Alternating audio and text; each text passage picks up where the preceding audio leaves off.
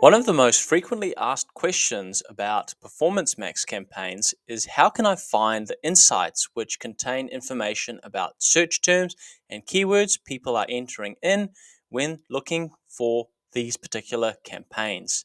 The way in which you do that is by logging into the Google Ads dashboard and then going to the Insights and Reports section and looking for the Insights section.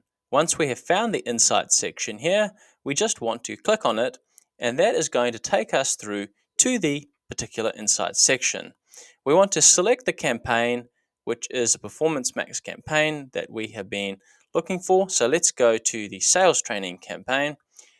And what this is then going to do is it is going to allow us to see some of the insights which the Performance Max campaign has generated. Scroll down until we see the Search Terms Insights section, and let's just go to all-time information.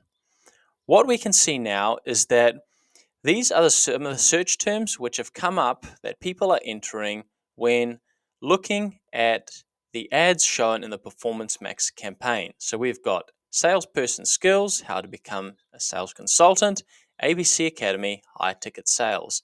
And that's all there is to it in order to find the search term insights in the Performance Max campaign. I hope you found this video useful.